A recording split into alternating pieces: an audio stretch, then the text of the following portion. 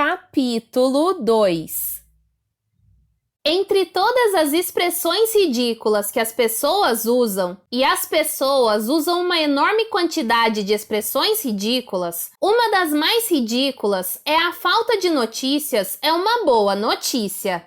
A falta de notícias é uma boa notícia quer dizer apenas que se você não ouve contar nada de alguém, é porque provavelmente está tudo ótimo.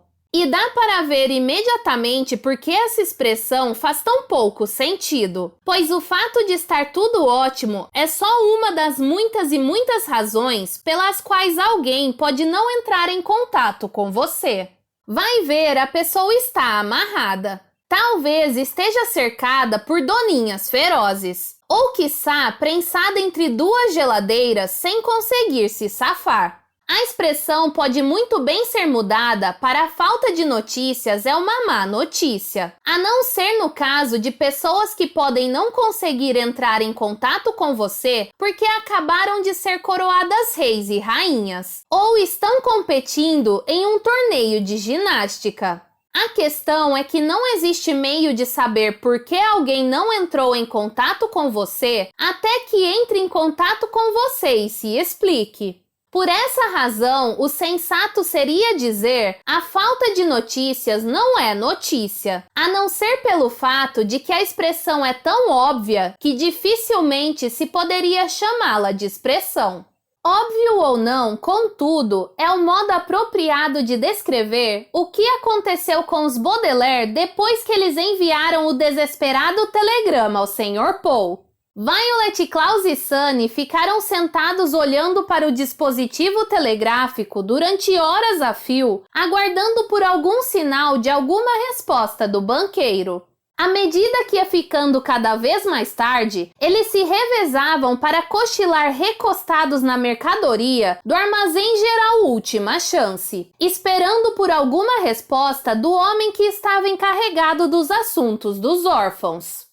E quando os primeiros raios da alvorada luziram através da janela, iluminando todas as etiquetas de preço da loja, a única notícia que as crianças tinham recebido era que o dono da loja tinha acabado de fazer bolinhos de uva do mato. Fiz bolinhos de uva do mato fresquinhos, disse o dono do armazém, espiando por trás de uma pilha de peneiras de farinha. Estava usando pelo menos 2 pegadores de panela em cada mão e transportava os bolinhos em uma pilha de bandejas de cores diferentes. Normalmente eu os poria à venda entre os discos de vitrola e os ancinhos de jardim, mas detesto pensar que vocês, 3 crianças, estão sem café da manhã quando há tantos assassinos cruéis à solta. Portanto, sirvam-se de alguns de graça. É muito gentil da sua parte, disse Violet enquanto ela e os irmãos pegavam bolinhos da bandeja. Os Baudelaire não tinham comido nada desde que saíram da cidade e caíram matando. Uma expressão que aqui significa comeram até a última migalha dos bolinhos. Céus, vocês estão mesmo com fome, disse o sujeito. Deu tudo certo com o telegrama? Vocês receberam alguma resposta? Ainda não, disse Klaus. Bem, não esquentem as suas cabecinhas com isso, retrucou o homem. Lembrem-se, a falta de notícias é uma boa notícia. A falta de notícias é uma boa notícia? Exclamou uma voz em algum lugar na loja. Eu tenho notícias para você, Milt. Tudo sobre aqueles assassinos. Exclamou o vendedor deliciado, e então voltou-se para as crianças. Com licença, disse ele, Lu está aqui com o pundonor diário. O dono do armazém saiu abrindo espaço por uma série de tapetes pendurados no teto, e os Baudelaire se entreolharam desalentados. O que vamos fazer? Sussurrou Klaus para as irmãs. Se o jornal chegou, o dono do armazém vai ler que nós somos assassinos. É melhor fugir. Mas se nós fugirmos, disse Violet, o Sr. Paul não conseguirá entrar em contato conosco. Jiquei! Gritou Sunny, o que queria dizer. Ele teve a noite inteira para entrar em contato conosco e nem sinal dele. Lu! Eles ouviram o homem gritar: Lu, onde você está?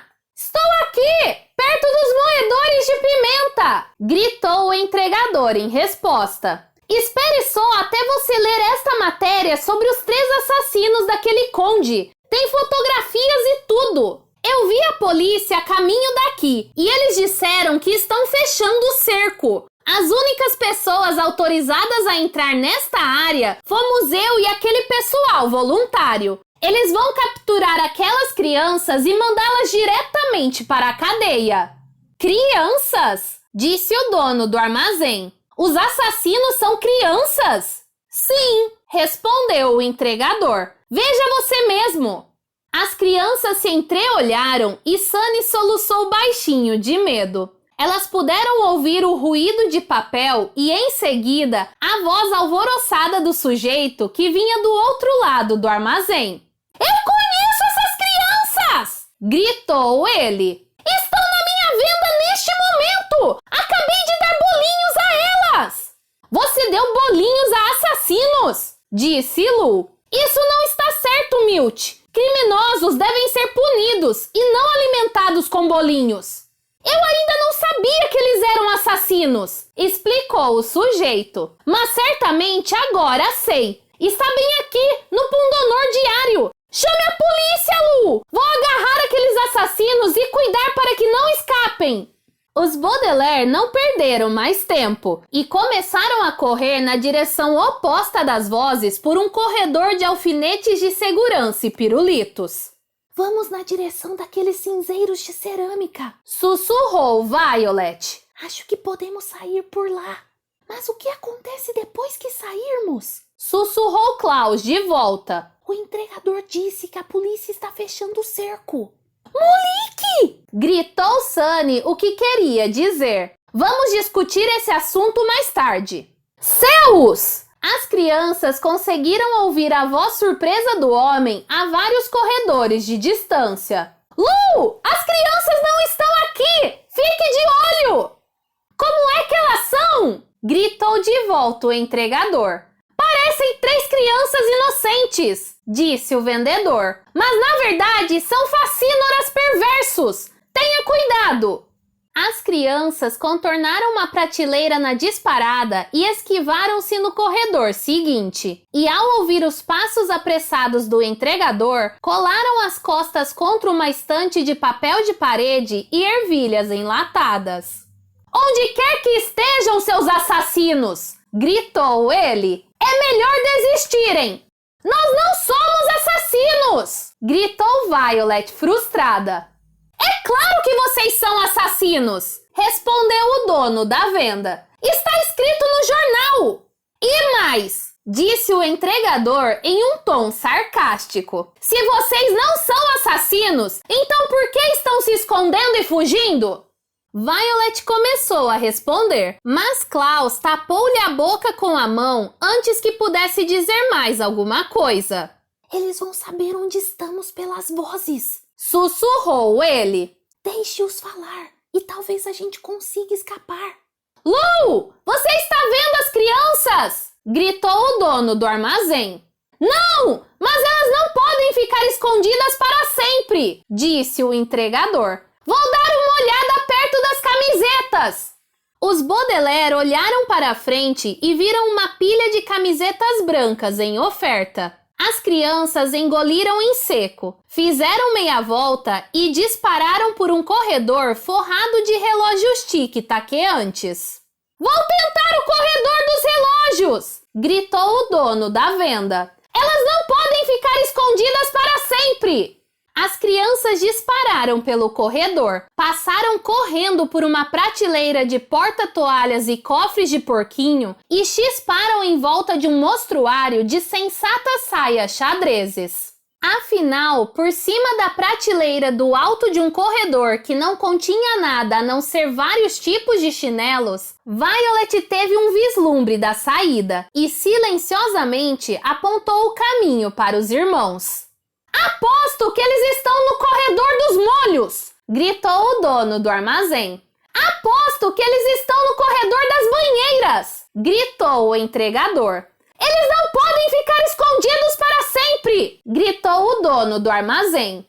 Os Baudelaire respiraram fundo e então dispararam para a saída do armazém geral Última Chance. Mas assim que se viram do lado de fora, perceberam que o vendedor tinha razão. O sol estava subindo no horizonte, revelando a paisagem achatada e desolada, através da qual as crianças tinham caminhado a noite inteira. Em poucas horas, os campos estariam cobertos de luz do sol, e a terra era tão plana que os órfãos seriam vistos de longe, muito longe. Não podiam ficar escondidos para sempre, e parecia que ali plantados na frente do armazém geral Última Chance, Violet, Klaus e Sunny não podiam ficar escondidos nem mais um instante. Olhem! Disse Klaus e apontou na direção do sol nascente. Estacionada a uma certa distância do armazém, havia uma perua cinzenta e quadrada com as letras CSC pintadas na lateral. Devem ser os combatentes pela saúde do cidadão, disse Violet. O entregador disse que só ele e os voluntários tinham permissão para entrar na área. Então, eles são o único jeito que a gente tem de se esconder, disse Klaus. Se conseguirmos entrar naquela perua sem sermos vistos, poderemos escapar da polícia, pelo menos por enquanto. Mas é possível que este seja o verdadeiro CSC, disse Violet. Se esses voluntários são parte do segredo sinistro sobre o qual os trigêmeos Quagmire tentaram nos avisar, poderíamos estar saindo de uma situação ruim para cair noutra ainda pior. Ou então, disse Klaus, poderíamos estar chegando mais perto de resolver o mistério de Jack Snicket. Lembre-se, logo antes de ser assassinado, ele disse que tinha trabalhado como voluntário. Resolver o mistério de Jack Snicket não vai adiantar nada, disse Violet, se estivermos na cadeia. Blue sim, disse Sunny. Ela queria dizer alguma coisa como: nós não temos muita escolha. E em passinhos vacilantes seguiu na frente dos irmãos para a perua do CSC. Mas como vamos entrar na perua? Perguntou Violet caminhando ao lado da irmã. O que vamos dizer aos voluntários? Perguntou Klaus apressando o passo para alcançá-la. Improve, disse Sunny o que queria dizer. Pensaremos em alguma coisa, mas desta vez as três crianças não tiveram de pensar em alguma coisa. Quando os jovens chegaram à perua, um homem de jeito amistoso, com um violão nas mãos e uma barba no rosto, inclinou-se para fora de uma das janelas e gritou para eles. Quase deixamos vocês para trás, irmão e irmãs, disse ele. Enchemos o tanque da perua de graça e agora estamos de partida para o hospital. Com um sorriso, o homem destravou e abriu a porta da perua, acenando para as três crianças. Embarquem, disse ele. Não queremos que os nossos voluntários se percam por aí antes de termos cantado sequer a primeira estrofe. Ouvi dizer alguma coisa sobre assassinos à espreita nesta área. Vocês leram no jornal? Perguntou Klaus nervoso. O homem barbudo riu e dedilhou um acorde alegre no violão. Oh, não, disse ele. Nós não lemos o jornal. É muito deprimente. Nosso lema é: a falta de notícias é uma boa notícia. Vocês devem ser voluntários novos se ainda não sabem isso. Bem, pulem para dentro. Os Baudelaire hesitaram. Tenho certeza de que vocês sabem que são muito raras as vezes em que é uma boa ideia entrar num automóvel com alguém que você nunca viu antes, especialmente se a pessoa acredita em disparates como: a falta de notícias é uma boa notícia. Porém, nunca é uma boa ideia ficar andando a esmo por uma paisagem plana e vazia, enquanto a polícia está fechando o cerco para prendê-lo por um crime que você não cometeu. E as três crianças fizeram uma breve pausa para decidir entre fazer uma coisa que só raras vezes é uma boa ideia e uma coisa que nunca é uma boa ideia. Elas se entreolharam. E então olharam para o armazém geral Última Chance atrás delas, onde viram o dono da loja saindo pela porta da frente e correndo na direção da perua. Ok, disse Violet por fim. Vamos pular para dentro. O barbudo sorriu e as crianças entraram na perua CSC fechando a porta atrás delas. Elas não pularam, muito embora o homem as tivesse mandado pular para dentro, porque pular é algo que se faz nos momentos felizes da vida. Um encanador, por exemplo, poderia pular se finalmente conseguisse consertar um vazamento especialmente difícil no chuveiro de alguém. Um escultor pularia se tivesse finalmente terminado a sua escultura de 4 cachorros bacê jogando cartas. E eu pularia como ninguém jamais pulou antes, se pudesse de algum modo voltar àquela quinta-feira fatídica e impedir Beatrice de comparecer àquele chá vespertino em que se encontrou com Esme Scholar pela primeira vez. Mas Violet, Klaus e Sunny não pularam, porque eles não eram encanadores consertando vazamentos, nem escultores terminando obras de arte, nem autores apagando magicamente uma série de desventuras. Eram 3 crianças desesperadas, falsamente acusadas de assassinato, forçadas a fugir de um armazém para o automóvel de um estranho a fim de evitar a captura pela polícia. Os Baudelaire não estavam pulando, nem mesmo quando foi dada a partida no motor da perua e ela começou a se afastar do armazém geral Última Chance, ignorando os sinais desesperados do patrão enquanto corria para tentar detê-los. Quando a perua CSC começou a rodar pela paisagem desolada, os órfãos Baudelaire não tinham certeza de que voltariam a pular algum dia.